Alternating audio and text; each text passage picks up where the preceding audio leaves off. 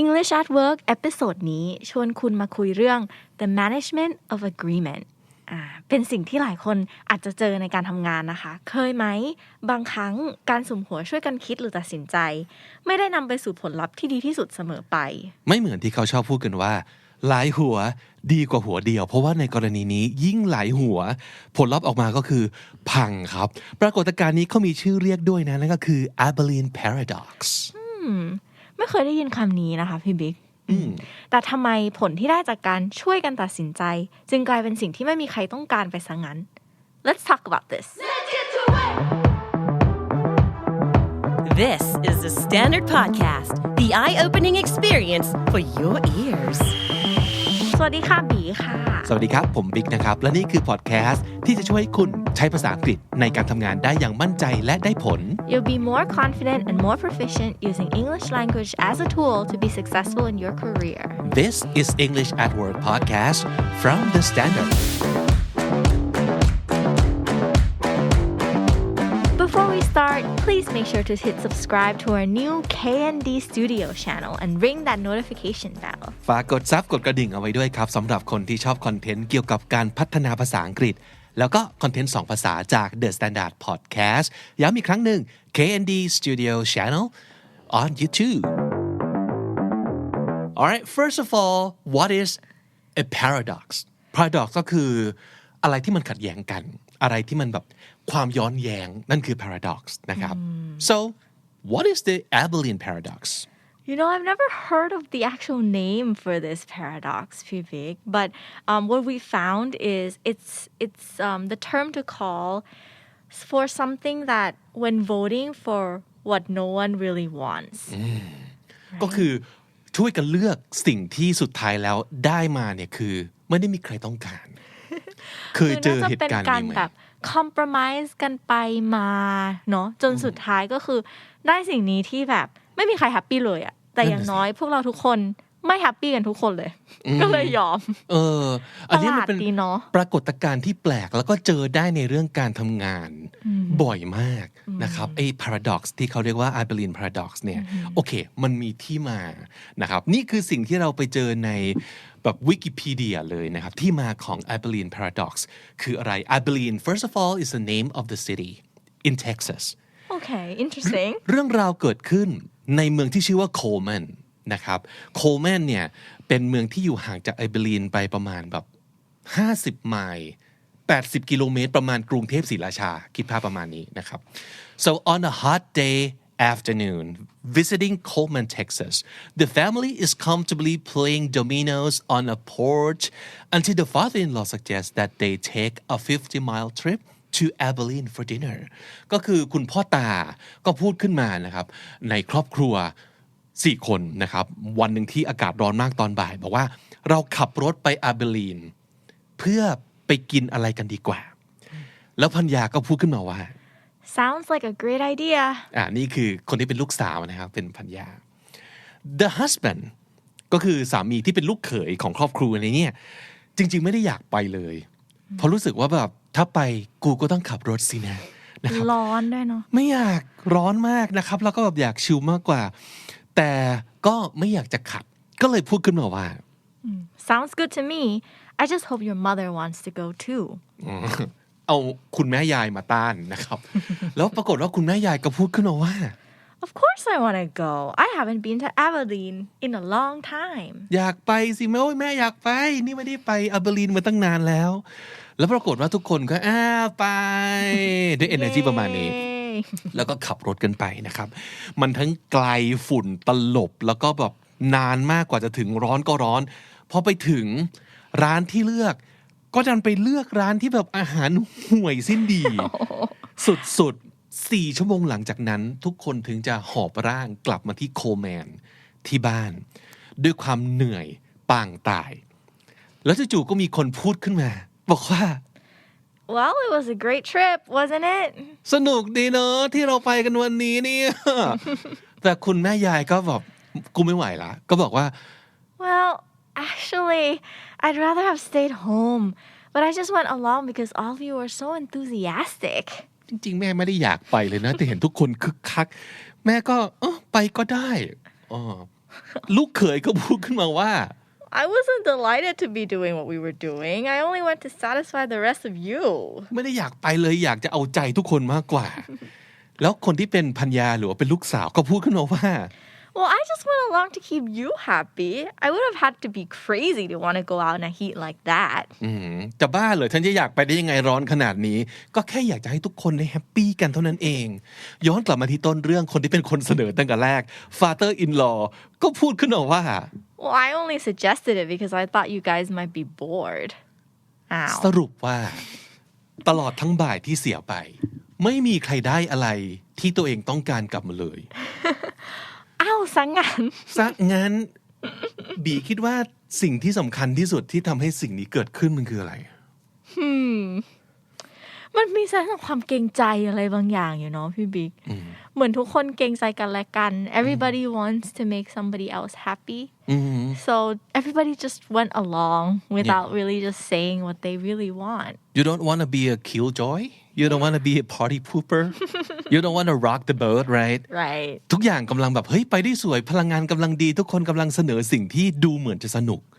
เราก็เลยไม่อยากจะขัดนี่คือคีย์เวิร์ดเดียวเลยเราไม่อยากจะขัดเพราะเห็นว่าทุกอย่างมันกำลังโอเคและคิดว่าคนอื่นเขากำลังสนุกและต้องการสิ่งนี้ I think in terms of psychology it's like human beings have a natural aversion to going against the feelings of a group they want to conform socially aversion ก็คือ they have a natural avoidance to going against the feelings of a group คนเราจะเลี่ยงในการที่จะลุกขึ้นมาขัดแย้งเพราะว่าโดยธรรมชาติแล้วเราเป็นสัตว์สังคมเนอะอย่างที่เขาพูดกันเราก็ต้องการ conform ก็คือทำตามสิ่งที่กลุ่มคนส่วนใหญ่ในกลุ่มเขาต้องการถ้าไม่จำเป็นเขาขาดบาดตายคนเราก็จะไม่แย้งขึ้นมาหรอกบางทีต่อให้เขาขาดบาดตายยังไม่กล้าแย้งเลยจริงก็ทุกคนเขาดูแบบโอเคกันหมดอะเราจะไปทำให้มันแบบพังได้ยังไงเนาะบีเคยคิดถึงเหตุการณ์ไหนที่มันคล้ายๆกับแบบนี้ที่เคยเจอบ้างไหมไม่เคยเจอเหตุการณ์นี้แต่นึกภาพเป็น Frankenstein How อย่างไร Well I feel like เหมือนตอน Frankenstein it was like you take little parts of different people combine it and you create a monster that nobody wants so it's really it's very very sad but the first thought is Frankenstein but okay on a more serious note yes of course we work in my workplace we're like a small team where everybody are friends and so when you're in an environment where everybody are friends and wanna agree with each other there's a tendency that we all want to support each other to not kill any ideas because we don't want to hurt the other person เนาะเกรงใจแหละพี่บิ๊กเคยอ่านตัวอย่างหนึ่งตอนที่เราทำรีเสิร์ชเรื่องนี้นะเขาบอกว่าตัวอย่างง่ายๆเลยเช่นสมมุติถ้าเกิดเราตกลงกันจะไปซื้อไอติมนะ but we have to buy together and we can only pick one ผลลัพธ์มักจะออกมาเป็นรสแบบวานิลาช็อกโกแลตนั้นมันบอกอะไรบอกว่ามันเกิดการประนีประนอมแล้วเราจะเลือก safest choice ตัวเลือกที่ปลอดภัยที่สุดที่คิดว่าคงจะไม่ไป offend ใครหรือไม่ไปทำให้ใครลำบากใจเพราะฉะนั้นก็ไปที่สิ่งที่เซฟที่สุดเขาบอกว่าอันนี้ก็เป็นอีกหนึ่งรูปแบบอีกหนึ่งเวอร์ชันของ Abilene Paradox อีกอันหนึ่งที่เคยเจอในประสบการณ์ตัวเองตอนนั้นอยู่อเมริกาครับแล้วมันไปเข้าแคมป์นักเรียนนานาชาติใช่ป่ะมันจะมีกิจกรรมรอบกองไฟให้นักเรียนแต่ละชาติออกไปร้องเพลงในภาษาของตัวเองปัญหาก็คือเพลงที่แต่ละคนรู้จักและร้องร่วมกันได้มันจะน้อยมากถูกปะงั้นสิมันก็จะลงเอยคือแต่ละกลุ่มแต่ละชาติก็จะเลิกเพลงแบบบ้านๆหรือเพลงที่เก่ามากๆที่ทุกคนรู้จักโอเคแต่ในขณะที่นักเรียนไทยคือมีผมคนเดียว ผมออกไปร้องเพลงป๊อปเลยครับร้องอะไรคะพี่วิกตอนนั้นร้องเพลงของบิลลี่โอแกนจำได้เลยแล้วรู้สึกว่าแบบWhat was the reaction like? Oh, I was like a hoot. I was a huge success. Oh, wow. เพราะรู้สึกเหมือนแบบเพลง ประเด็นคือคิดออกเลยว่าถ้าสมมติเกิดมีคนไทยหลายๆคนนะเพลงที่ออกไปร้องต้องเป็นเพลงประมาณแบบสบายๆเนอะหรือเป็นเพลงแบบเพลงพื้นบ้านพื้นเมืองอะไรสักอย่างที่มันอาจจะเป็นเพลงที่แบบเซฟทุกคนรู้จักอ่ะก็เอาเพลงนี้แล้วกันง่ายๆหรือเพลงช้างนึกออกไหมฮะแต่ว่าด้วยคำที่มีเราคนเดียวเราก็โอเคงั้นเอาเพลงที่เรากำลังชอบตอนนั้นแล้วกันออกไปร้องแล้วสิ่งนี้เป็นสิ่งที่ได้ยินจากกลุ่มคนอื่นจริงๆว่าบอกว่าตกลงเราตกลงร่วมกันที่จะร้องเพลงที่มันเป็นแบบว่าเพลงโฟล์กที่เก่ามากเพลงหนึ่งเพราะว่าทุกคนรู้จักเพลงนี้นี่ไงมันก็เลยเป็น paradox ความย้อนแย้งก็คือแทนที่หลายๆหัวจะมารวมกันแล้วคิดสิ่งที่เหมาะสมและดีที่สุดดีกว่าที่คนแค่คนเดียวจะคิดได้มันกลายเป็นความย้อนแย้งที่ว่า standard หรือว่าความ sophisticated มันเลยต่ำลงเพราะเราต้องกลับมาที่ safe choice หรือว่าสิ่งที่ทุกคนทำได้ร่วมกัน Do you think it's because people want to avoid conflict or do you think it's just because I don't know what is it like why does that happen in a group setting เราไม่อยากมี conflict นั่นแหละอย่างที่บอกแล้วโดยเฉพาะอย่างยิ่งสถานการณ์ที่มันกำลังเหมือนกับจะไปได้สวยเหมือนกับจะกำลังดีอ่ะเราก็เลยคิดว่างั้นตามกันไปแล้วกันเพื่อที่มันจะได้จบอย่างง่ายที่สุดแล้วไม่มีความขัดแย้งไม่มีปัญหาในภายหลังไม่มีปัญหาในภายหลังก็ that's why we choose the vanilla flavor we choose or chocolate the boring flavor where or the boring songs that everybody knows but it might not be like the most popular song at the moment or something else so does this mean like do we suggest now that when you're at work you should avoid brainstorming because I feel like it goes against brainstorming is it because now what we like to do is let's gather together and brainstorm some good ideas would it work then like ไม่นะแต่จริงๆแล้วเนี่ยมันจะมี3วิธีที่เราสามารถจะ avoid Abilene Paradox ได้ลองมาดูไหมว่าเขาแนะนำว่าอะไรได้แล้วเดี๋ยวเรามาดิสคัสกันว่ามันจะเอาช่วยได้จริงหรือเปล่าอันแรกคือเขาบอกว่า you should create a safe environment especially if you're a leader I think Yeah, because it says that people don't want to be accused of not being a team player just because they have a different opinion. Different opinion นี่แหละเป็นสิ่งที่มันต้องชั่งใจว่าจะพูดออกไปดีไหมวะถ้าพูดออกไปมันจะดูเหมือนไม่เป็นทีมเพลเยอร์หรือเปล่านั่นคือสิ่งที่ทุกกลุ่มไม่ต้องการอยู่แล้วโดยธรรมชาติเราต้องการให้ทุกคน everybody has to be on board with this we have to do it together แล้วถ้าสมมุติเกิดมีคนแย้งขึ้นมาปั๊บเนี่ยมันอาจจะมีไอ้นี่อีกแล้วกำลังจะเริ่มได้ลงมือทำอยู่ทีเดียวเชียวมีคนหนึ่งแย้งขึ้นมาเราต้องไม่ทำให้เกิดบรรยากาศนั้นเพราะว่าไม่งั้นมันจะไม่มีโอกาสที่จะไป explore ว่ามันมี is there a better choice out there Yeah I think that especially happens when it's a big team right there's a tendency that the bigger the team the more people want to blend in I think because if it's one against only 4 other people it's okay it feels a little bit it's more safe than if it's one against like 100 people in the room เพราะมันคือ1ใน4กับ1ใน100นะใช่1ใน4มันจะดูเหมือนแบบเฮ้ยเราก็เป็นเจ้าของกลุ่มนี้ 25% นะเว้ยแต่1ใน100มันคือบอกว่าโอ้โหเดี๋ยวนะทุกอีก99คนต้องหยุดเพราะว่าเราพูดหรอหรือ99คนเขาคิดว่าดีแล้วอ่ะแล้วเราแค่1จะไปแย้งทำไม so it's quite difficult to create a safe environment especially for a big team but super critical to make everybody feel like no matter the size of the team you should speak up when you don't think it's a good idea since they're already a part of a team and maybe you are the one who accepted them into this group so เขาก็น่าจะมีความเป็นเจ้าของในทีมแล้วก็สามารถจะแชร์อะไรอย่างที่เขาต้องการได้นะso that's why we should try to empathize with someone who might appear as an outsider and always think different I would push that word even further I think not only empathize but to celebrate like not only like oh they are great to think different, but also like really oh, it's so great to have somebody that thinks differently on the team, right? Because if everybody thinks the same way, then there's no value add, right? So you should have somebody that sees things in a little bit different manner. ถูกมันก็จะตรงกับข้อ2ที่เขาบอกว่า you have to expect your team members to disagree. Oh, expect. You should expect them to disagree. So you should actually kind of celebrate conflict in a team, right? Yes. Celebrate not conflict in terms of personal conflict, of course, but conflict of ideas. Yes. In a team. เพราะว่าอย่างที่ย้อนกลับไปที่บีตั้งคำถามว่าตกลงเราไม่ต้อง brainstorm เลยไม่ใช่นะมันยิ่งควรจะ brainstorm แต่ว่าในบรรยากาศแล้วก็ในสิ่งแวดล้อมที่มันปลอดภัยมากพอและถูก encourage ตลอดเวลาว่าคิดต่างนะคิดต่างได้นะคิดต่างได้นะเราไม่อยากจะรีบสรุป Well, that's why we're a team in the first place and that's how a team works.Right. เราต้องช่วยกันมากกว่าที่จะโอเครีบสรุปเหอะจะได้ไปทำอย่างอื่นแล้วจะได้กลับบ้านแล้ว มันก็จะไม่ได้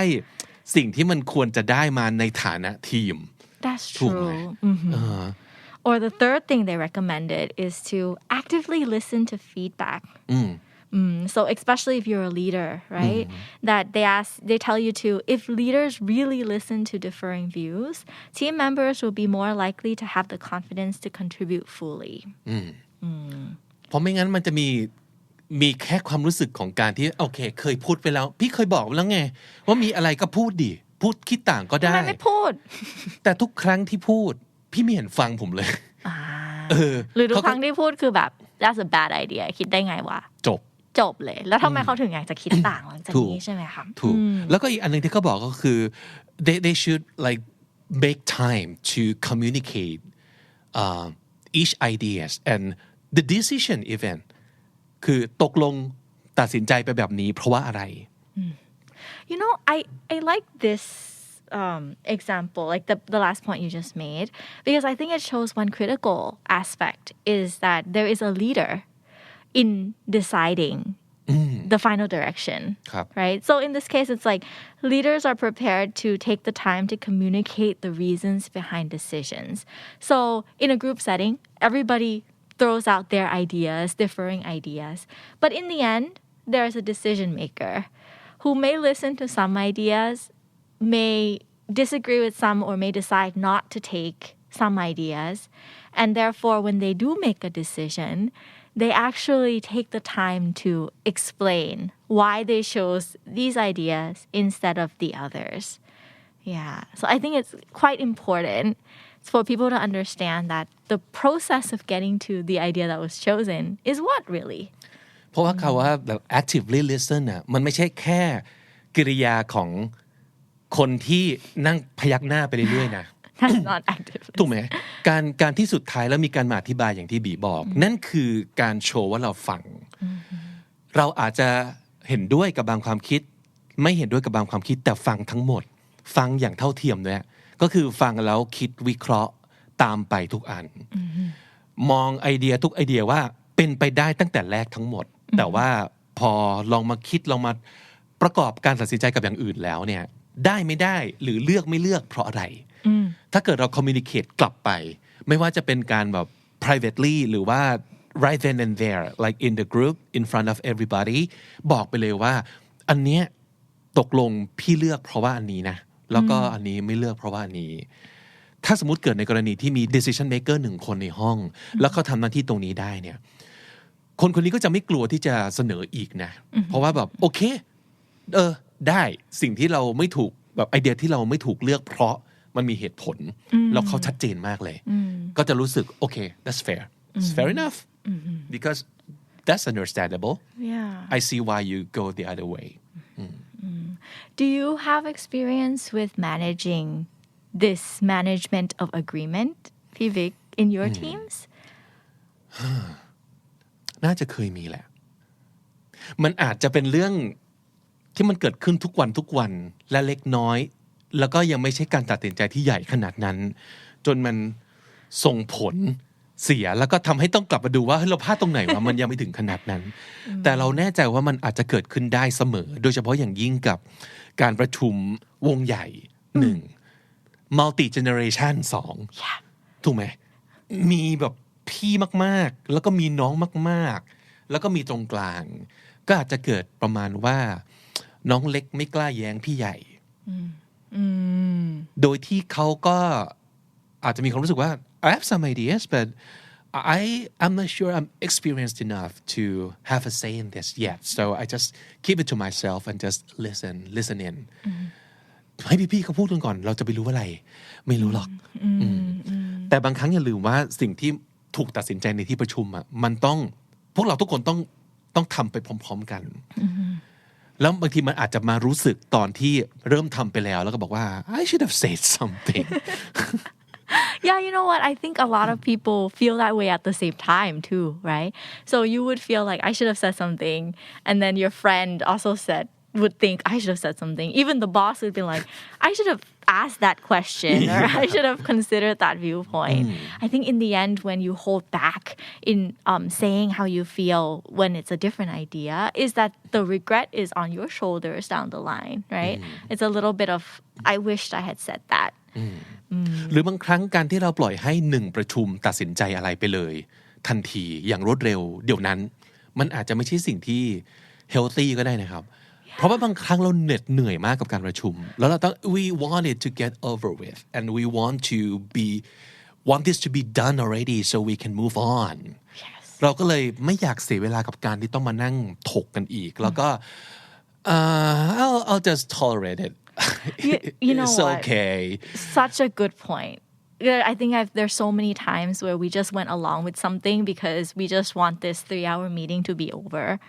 right? Or we've had a bad day. We don't need another fight to continue to engage in, right? So I think this goes with,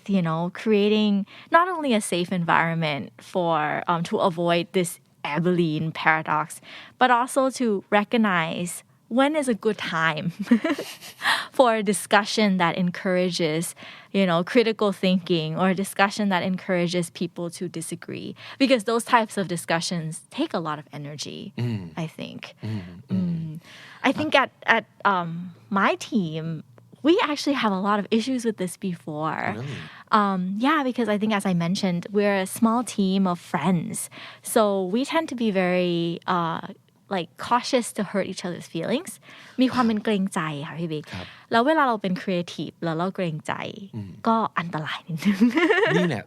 มันคือความที่เป็นเพื่อนกันมาก่อนด้วยแล้วเราก็อยากจะรักษาความสัมพันธ์แบบเพื่อนให้ยังอยู่ใน workplace เราให้ความสำคัญกับสิ่งนี้มากใช่ค่ะเราไม่อยากให้มันเกิดความบาดหมางอ่ะใช่ซึ่งแบบพอ in the end แล้ว when the work gets out and the results come out and we share and we reflect I think we find that I kind of saw that it was kind of messed up in this area. Like I kind of saw that it might not work because of this. And then the person that, is on the receiving end is like, why didn't you just tell me then? Right? Yeah. So what we've tried to do to avoid, I guess, this paradox, this trap of agreement is we try to set up, I think I mentioned it to you before, like meetings where the agenda is to disagree. So we say, today, we have this idea. I want you to kill it. Like, what could go wrong?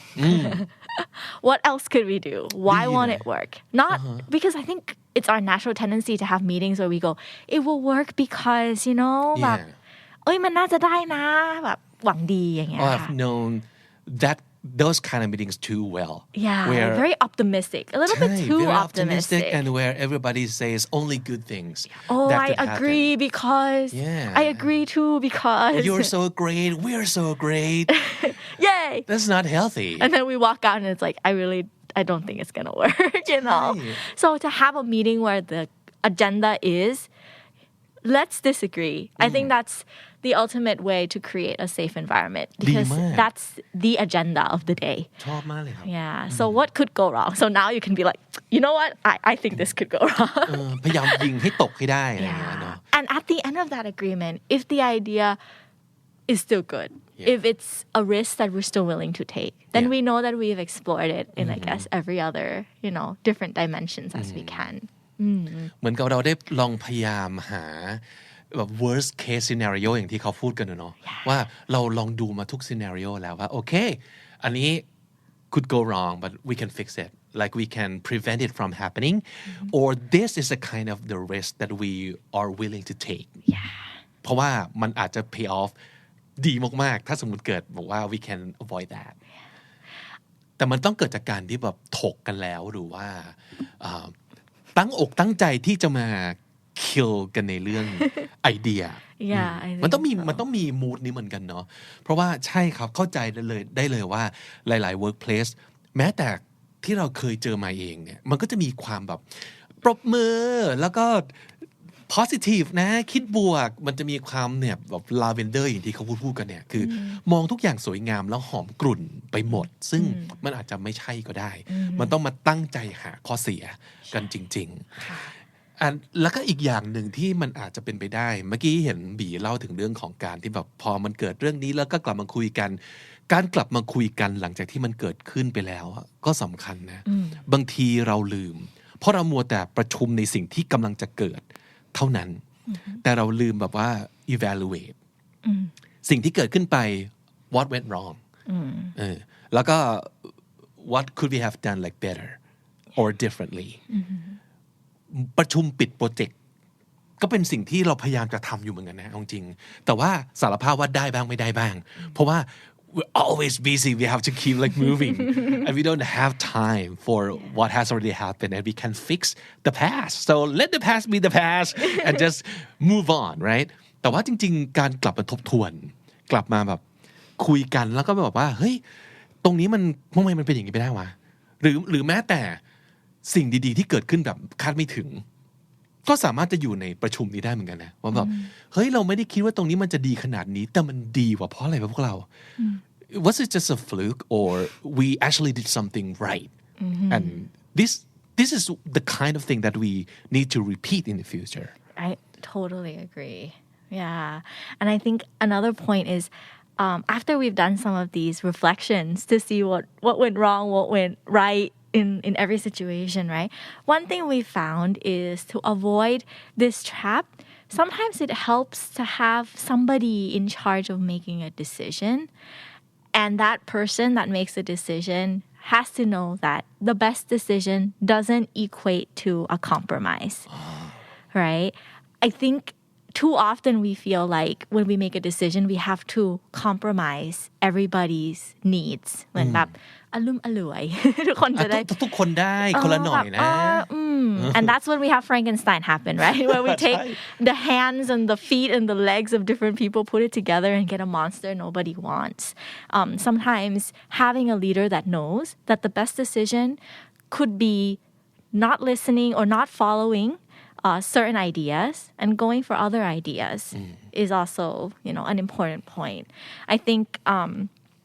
it's not only a safe environment that we need to create for people that think differently, but a safe environment that we need to create for people that need to make these decisions. That just because the final decision, doesn't go your way, doesn't mean that that person is like bad or doesn't listen. สำคัญมากๆ It means if your ideas don't get picked, you're not trash. Right. Doesn't mean that the other person is like stupid, that they didn't choose your idea. But it's you're part ways. of the process, right? Right. Of getting there. Yeah. So I think it means that we need to allocate roles. So if you're in the room, you need to contribute differing ideas. You need to bring up as many different ideas and as many different reasons why the ideas might be bad ideas, might be good ideas as possible. And then you need to have a role of, the decision maker that needs to listen to these ideas and analyze the best option. Yeah. So I think it's knowing that when you're in the room, your job is to give ideas. And the other person's, their job is to make decision. And at the end of the day,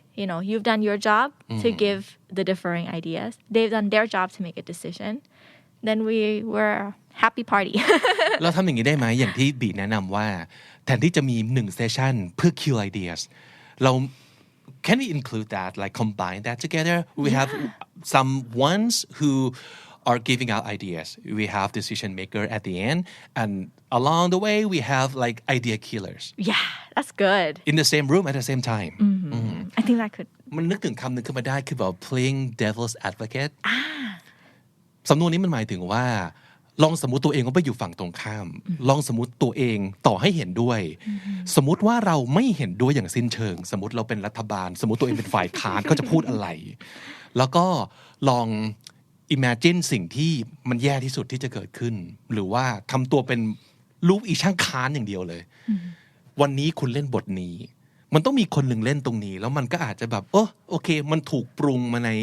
ประชุมนั้นดีไม่ดีสนุกขึ้นด้วยเนาะมันเหมือนแบบมีฝ่ายเสนอฝ่ายค้านในเวลาเดียวกันแต่ต้องทำให้เขารู้สึกว่าแบบเฮ้ยทุกคนมีหน้าที่ในการค้านแต่ว่าประชุมนี้เขาอาจจะเป็นคนเสนออีกประชุมหนึ่งเขาอาจจะเป็นคนค้านดีไหมบิวว่ามันอาจจะช่วยแก้ปัญหาได้ไหมครับบิวว่าน่าจะช่วยแน่เลยพี่บิ๊ก when everybody knows that they have a role to play in this meeting and if you have a very loving team ที่ขี้เกรงใจกันใช่ไหมคะการที่ให้บทบาทไปเลยว่าวันนี้ยูต้องเป็นคนที่คิดต่างนะก็น่าจะช่วยให้มีติ้งมันแบบ smooth มากขึ้นใช่แล้วนั่นแหละมันถึงจะไม่กลายเป็น paradox ก็คือหลายหัวมันจะทำให้เกิดlike best result ในแบบดีที่สุดเท่าที่มันจะเป็นไปได้ในเวลานั้น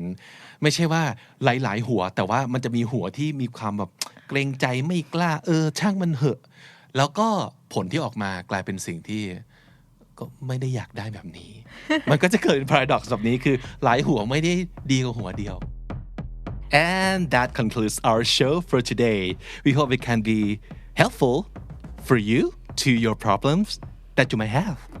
and thank you so much for joining us ไม่ว่าจะติดตามฟังกันทางไหนก็ตามนะคะไม่ว่าจะเป็น Spotify Apple Podcast หรือ Podcast Player ที่คุณชอบขอบคุณมากๆเลยค่ะ and also if you're listening on the KND Studio channel please hit the subscribe button and ring the bell for notification so you never miss our content แล้วถ้าเกิดใครมีปัญหาอะไรก็ตามที่เกี่ยวกับเรื่องการทำงานนะครับไม่ว่าจะเป็นปัญหาเรื่องตัวงานเรื่องตัวคน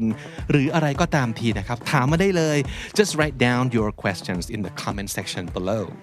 หรือจะไปเขียนโพสต์ไว้ที่ Facebook Group ภาษาดีชีวิตดีโดยคำนี้ดี Podcast ก็ได้เช่นกันนะคะ Alright I think that's it for today we're out of here guys วันนี้ผมต้องลาไปก่อนบีก็ต้องไปด้วยนะครับ แล้วเราก็เจอกันใหม่ในเอพิโซดหน้ากันแล้วกัน Until then take care Have a great day at work